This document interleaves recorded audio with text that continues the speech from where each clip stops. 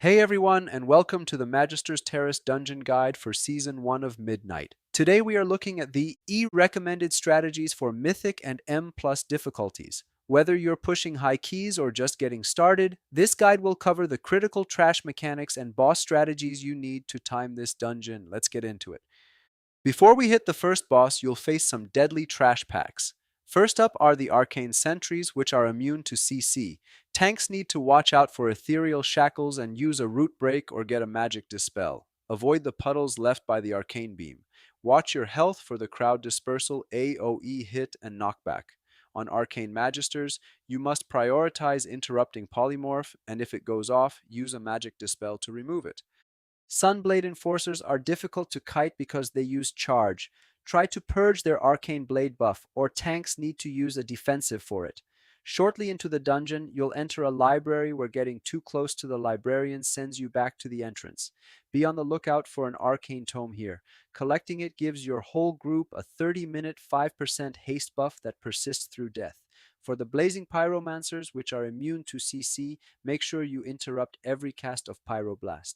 Once out in the courtyard, you can interact with energy crystals to drain them for temporary damage and healing increase. Finally, try to stagger your kills on the Bright Scale Worms so their energy release doesn't overwhelm your group, but stay close to them to gain the stacking buff they apply.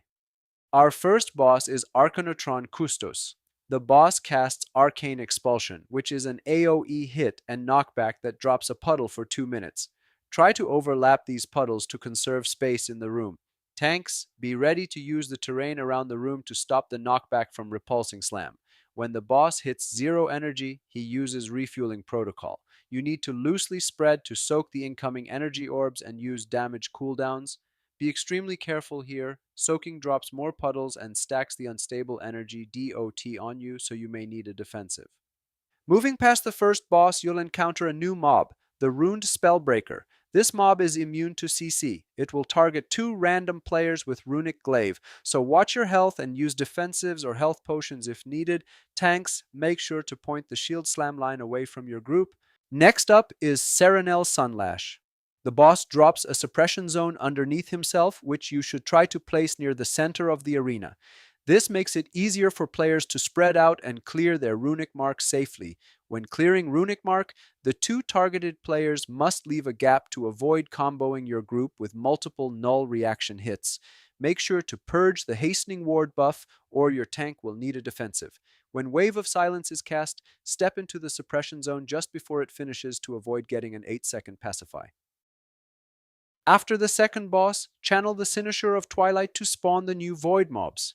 Tanks, be aware that Voidlings deal additional shadow damage on their melees because of their Void Gash passive. Shadow Rift Void Callers are immune to CC. They deal heavy group damage with consuming shadows, so be ready with defensives or use line of sight to avoid the damage entirely.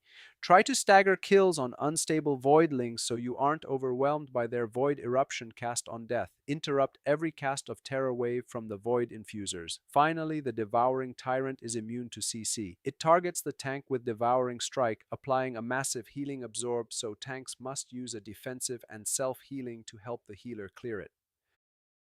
Our third boss is Gemellus. The boss casts Triplicate at the start of the fight and at 50% health. The clones share health, so cleave them as much as possible. Cosmic Sting will leave a puddle on the target, so drop these out of the way. For the Neural Link mechanic, look for the arrow beneath your feet to find the player you are linked to.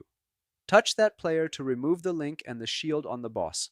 Finally, run away from the Astral Grasp pull-in and dodge the circles that appear around all the clones. The final boss is Degentrius. Avoid the Void Torrent beam that cuts the arena in half. You need to split your group so you have players on both sides of the beam to catch the unstable Void Essence soaks. The boss is stationary and does not melee. Instead, he uses Entropy Blast on the tank no matter where they are. Tanks need to avoid cleaving allies with the Hulking Fragment hit, then back away from the boss, get Dispelled to remove the magic DOT, and drop the resulting puddle out of melee range. If you are debuffed with Devouring Entropy, try to aim your orbs so that they are easy for other players to see, and use a defensive if your debuff duration is long. And that covers the Magister's Terrace for Midnight Season 1. If this helped you time your key, drop a like, hit subscribe for more Mythic Plus guides, and let me know in the comments which dungeon you're struggling with the most right now. Good luck out there.